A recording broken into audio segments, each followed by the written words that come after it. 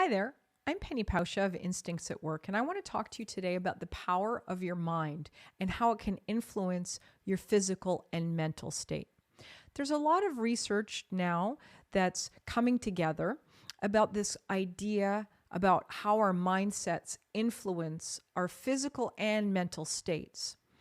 And psychologist Kelly McGonigal from Stanford has looked into how our stress mindset really influences our physical and mental states.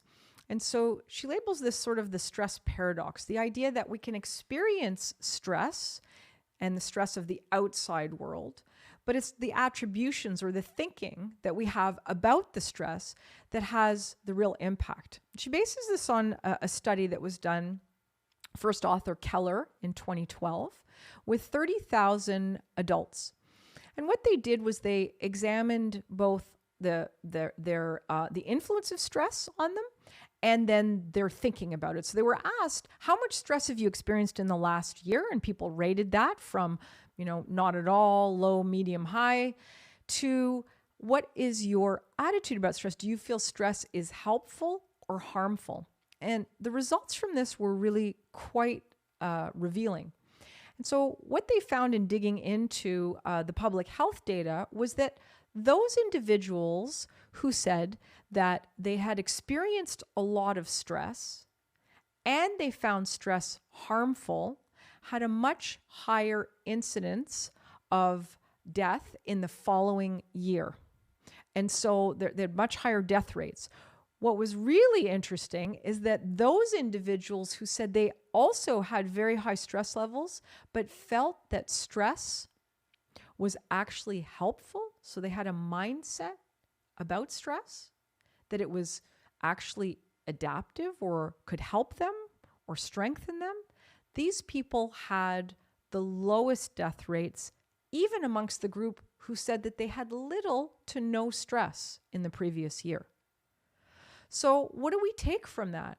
It starts to have us think about the stories we tell ourselves, our mind-body connection, and how these pieces come together, how the power of our minds and the stories we tell ourselves influence not only our experience of life in terms of our mental experience, but also the physical correlates of this, which I think, given this day and age and how people are feeling about the stress that they've been through and that certainly people in the healthcare realm have been living through, we have to take this seriously. We have to think about the way that I'm thinking about stress can be making me ill or has the power to make me healthy. So this mind-body connection, which has been studied extensively through research into the placebo effect, is really, really important to this. And so there's been some interesting work done by Alia Crum, who has also kind of dug into this concept about mind-body connection and how it influences our thinking. And so she did a study in 2007 with Ellen Langer looking at hotel workers. And so what they did was they said, well, how are we going to sort out this difference about how mindset might influence us physically? And so they came up with this very, very brilliant kind of study design. What they did was they looked at hotel workers. Now, these are people who, of course, work in hotels and they're doing a lot of physical labor. And what they did was they asked them in this questionnaire, how much physical exercise do you get in your typical week? And most of them said that they got very little.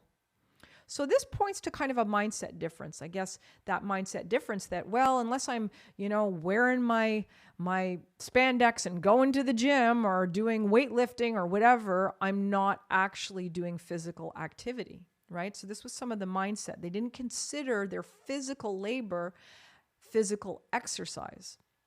What they then did was they randomized them to two conditions. So group one, which is the experimental group, saw a video.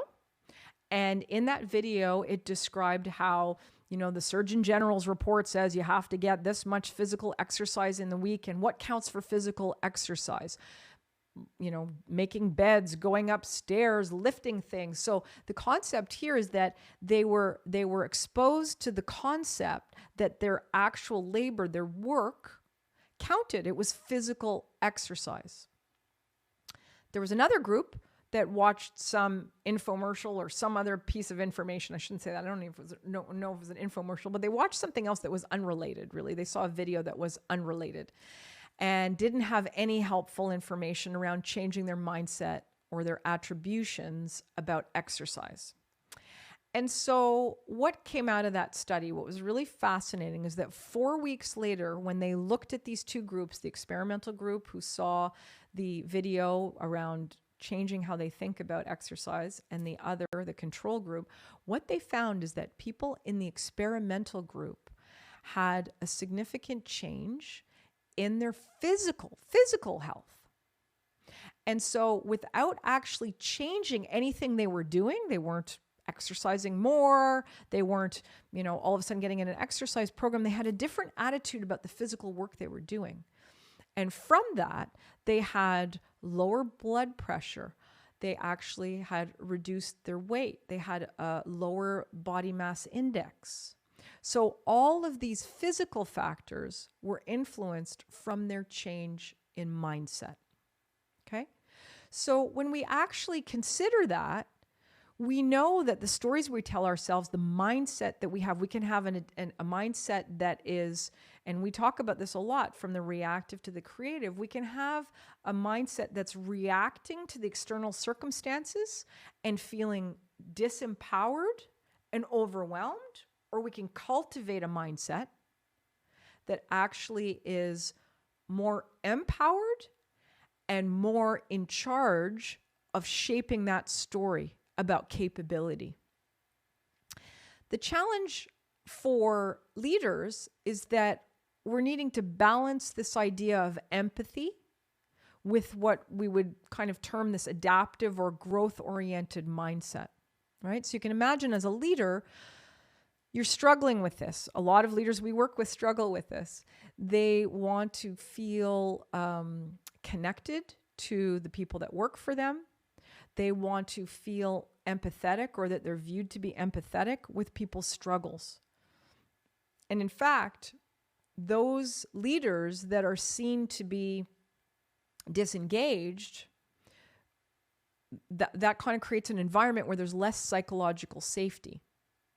So as a leader, you're having to balance, like, I understand that you're stressed. I understand what we've been through. I understand that this is causing you some suffering, that the mindset about stress and the experience that you have of stress, because there's two things. There's the external conditions, and then there's the internal state, which is based on stories you tell yourself, the mindset. Okay? So having to balance that empathy with that growth is the task of the leader. And so as a leader, you have a lot of influence over this, and it's a tricky balance to be empathetic. So we see a lot of organizations, especially mental health organizations, that are very empathetic because they're in the business of mental health. So they're very empathetic to what's going on, to people's internal mental states. But as a result of that, sometimes what we see is a tendency to move towards more fragility rather than growth. It's like an emphasizing of the empathetic and empathizing, the suffering where people are, versus the growth orientation of, yes, we have that experience, now what? How can we move into viewing this in a different way that increases our sense of capability? And as a leader, you have a strong influence on this. You're influential in terms of your position. And even if you're a same level leader, so what I mean by that is you're not necessarily a leader by definition of your title, but many of you exert a lot of influence being a colleague, in the mindset, in the attitude that you bring. That has influence as well on the context. As a matter of fact, we were just coaching a leader today who was talking about how in her hospital, people are so negative. And we're seeing a lot of that, a lot of people feeling disempowered, complaining, I can't wait to get out of here, nothing's working. So there's some of that thinking. There's some of that mindset that is at play.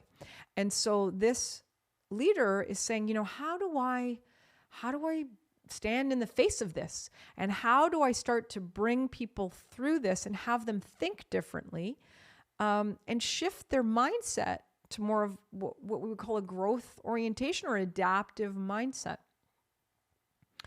And again, the trick is to do that without people feeling like you're minimizing the state that they're in. So the question for you as a leader is, are you focused more on the complaints, or are you focused more on the capabilities?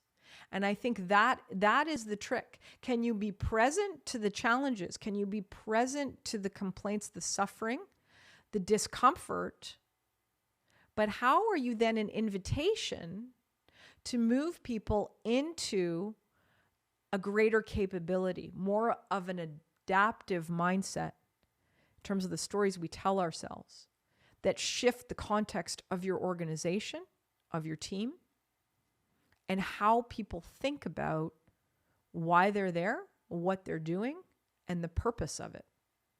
And so these are key skills for leaders, especially in complexity, when we are in circumstances where the uncertainty of being in highly complex environments creates more of that threat state just by virtue of the uncertainty.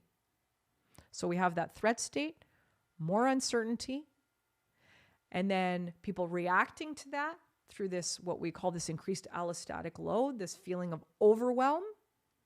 And then people go into stories about what that means, about feeling disempowered. I got to get out of here. Nothing's going to change. This is the way things are. This is hopeless. I'm helpless.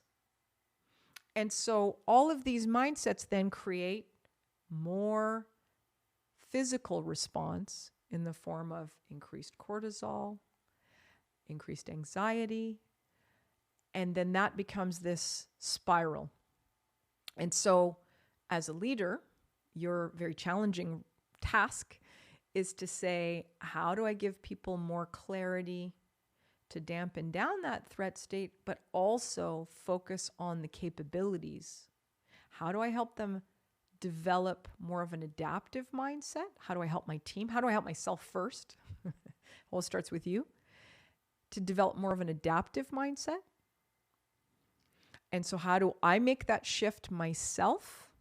This is powerful. This is a powerful skill of a leader, to really take that on, manage that internal state, to say, I choose to go into this mindset. Why? Because that is the only place from which I can create something better without dismissing what is. And so holding that tension is the magical dance. And in our upcoming blogs, we're going to give you more tools and strategies to help you to build that adaptive mindset for yourself and for your team. So we look forward to supporting you through those resources. Thank you.